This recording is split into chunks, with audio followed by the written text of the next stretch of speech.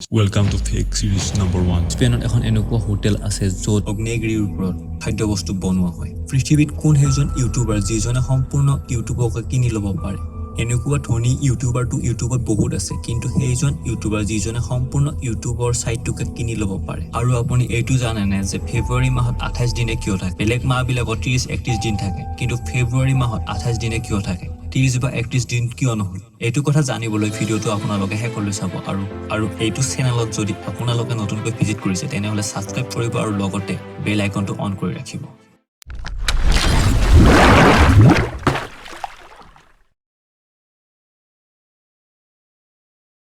Number 11, আমেৰিকাত যদি আপুনি যিকোনো বন্দুক ক্ৰয় কৰিবলৈ হলে আপোনাৰ 1 ঘণ্টাতকৈ কম সময়ৰ ভিতৰতে তাতে সকলো প্ৰক্ৰিয়া সমাপ্ত হৈ যায়। কিন্তু আপুনি বেলেগ দেশত যদি তেনেকৈ বন্দুক ক্ৰয় কৰিব যায় তেনেহলে আপোনাৰ মাহৰ পিছত মাহ লাগি যাব।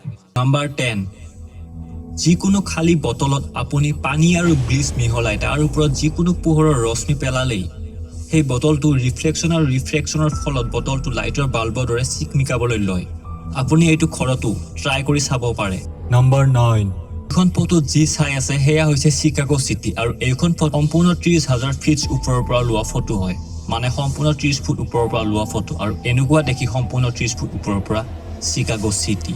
নাম্বাৰ 8, ভেকুলীয়ে কেতিয়াও পানী নাখায়। ভেকুলীয়ে তাৰ স্কিনৰ সহায়ত পানী এবজৰ্ব কৰি লয়। এইটোৱে সিহঁতৰ পানী খোৱাৰ প্ৰক্ৰিয়া, আৰু এইটো প্ৰক্ৰিয়াৰে ভেকুলীয়ে পানী খায়। নাম্বাৰ 7, এলবাৰ্ট আইনষ্টাইনৰ বিষয়েটো আপোনালোকে কেতিয়াবা শুনিছে, আৰু এওঁৰ চকুযোৰ এতিয়াও সুৰক্ষিত অৱস্থাত আছে। এওঁৰ চকুযোৰ এটা সেফটি ডিপজিট বক্সত এতিয়াও ৰখা হৈছে, আৰু এইটো ৰখা হৈছে নিউয়ৰ্ক চিটিত। আৰু ইমান বছৰ পিছতো এওঁৰ চকুযোৰ এতিয়াও সুৰক্ষিত অৱস্থাতেই আছে। নাম্বাৰ 6, আপুনি যেতিয়া পাথৰ পানীৰ ওপৰত পেলাই দিয়ে তেতিয়া এনেকৈ পানীৰ তললৈ সোমাই যায় তাৰ ওজনৰ বাবে।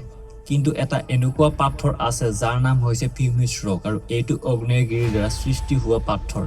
ইয়াৰ ৱেটটো আছে, কিন্তু ই সদায় পানীৰ ওপৰত উপঙিয়ে থাকে।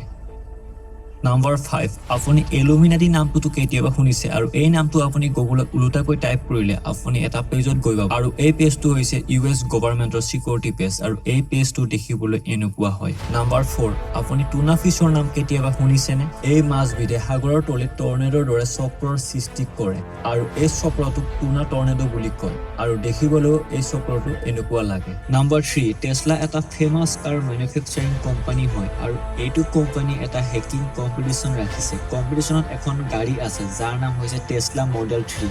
এই কাৰখনত থকা চিকিউৰিটি চিষ্টেমটো যিজনে হেক কৰিব পাৰিব, যেনেকে নহওক যিজনে হেক কৰিব পাৰিব, তেওঁক $9 লাখ লগতে এই টেছলা মডেল 3 গাড়ীখনৰ লগতে ফ্ৰীত দিব। নাম্বাৰ 2, পৃথিৱীত কোন সেইজন ইউটিউবাৰ যিজনে সম্পূৰ্ণ ইউটিউবকে কিনি ল'ব পাৰে? সেইজন হৈছে বিল গেটছ। এওঁৰ ইমানে ইনকাম যে এওঁ সম্পূৰ্ণ ইউটিউবৰ সাইটটোকে কিনি ল'ব পাৰে, আৰু কিছুদিন আগতে তেওঁ ইউটিউবৰ গোল্ডেন প্লে বাটনটিও পাইছে। আৰু এতিয়া নাম্বাৰ 1 টপিক কোৱাৰ আগতে মই আপোনালোকক ক'ব খোজো যে আপোনালোকে যদি আমাৰ এইটো ভিডিঅ' চাই ভাল পাইছে তেনেহলে কমেন্ট কৰিব তলত, আৰু লাইক আৰু শ্বেয়াৰ নিশ্চয় কৰিব। ফেব্ৰুৱাৰীত 28 ডেজ কিয় থাকে এইটো জানিবলৈ হলে আমি কেইবছৰমান পিছলৈ যাব লাগিব। পৃথিৱীৰ প্ৰথম কেলেণ্ডাৰখন ৰোমান্সৰ দ্বাৰা ইনভেন্ট হৈছিল, আৰু সেই সময়ত ৰোমান ৰজা আছিল নুমা পাম্পিলিয়াছ। তেওঁ বহুত সমস্যাৰ সন্মুখীন হৈছিল বছৰৰ শেষ হোৱা নিৰ্ধাৰণ কৰাত বা উৎসৱ পাৰ্বণ আদি নিৰ্ধাৰণ কৰাত। তাৰ পিছত তেওঁলোকে এখন আলোচনাত বহি দুনিয়াৰ প্ৰথমখন কেলেণ্ডাৰ সৃষ্টি কৰিলে, আৰু সেই কেলেণ্ডাৰখন মাত্ৰ 10 মাহৰ আছিল, আৰু আৰম্ভণি হৈছিল মাৰ্চৰ পৰা, আৰু ডিচেম্বৰত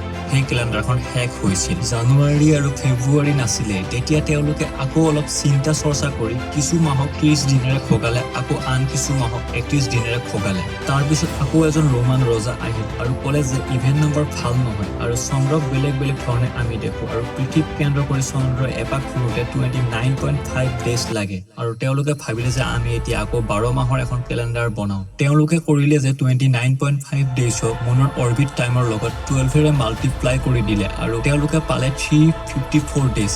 আকৌ 354 ডেজ আহি গ'ল, যিটো তেওঁলোকৰ কাৰণে এটা আনলাকি নাম্বাৰ আছিল, আৰু এটা ইভেন্ট নাম্বাৰ হয়। সেইটো কাৰণে তেওঁলোকে আৰু এদিন তাতে এড কৰি দিলে, আৰু সেই নাম্বাৰটো অড নাম্বাৰ কৰি দিলে, আৰু পালে 355 ডেজ। তেতিয়া জানুৱাৰীয়ে পালে 29 ডেজ, আৰু ফেব্ৰুৱাৰীয়ে পালে 28 ডেজ। ইয়াৰ পিছত আকৌ এজন ৰোমান ৰজা আহিল। তেওঁ জানুৱাৰী, ফেব্ৰুৱাৰী, ডিচেম্বৰৰ পিছত অহা দেখি তেওঁ ভাবিলে যে জানুৱাৰী আৰু ফেব্ৰুৱাৰীক মই মাৰ্চৰ আগলৈ লৈ যাওঁ, আৰু তেওঁ জানুৱাৰী আৰু ফেব্ৰুৱাৰী মাৰ্চৰ আগত আনি লগাল, আৰু প্ৰতি 4 বছৰৰ পিছত এদিন বেছিকৈ ৰৈ যোৱা দেখিলে, আৰু সেই ৰজাজনে সেই দিনটো বেছি হোৱা দিনটো ফেব্ৰুৱাৰী 28 28 ডেজৰ পিছত লগাই দিলে আৰু হৈ গ'ল ফেব্ৰুৱাৰী 29 ডেজ আৰু এই ফেব্ৰুৱাৰী 29 ডেজ প্ৰতি 4 বছৰ মূৰত এবাৰ আহে আৰু ইয়াকে কয় লিপ ইয়াৰ বুলি। থ্যাঙ্কস ফৰ ৱাচিং দ্য ৰিয়েল ফেক।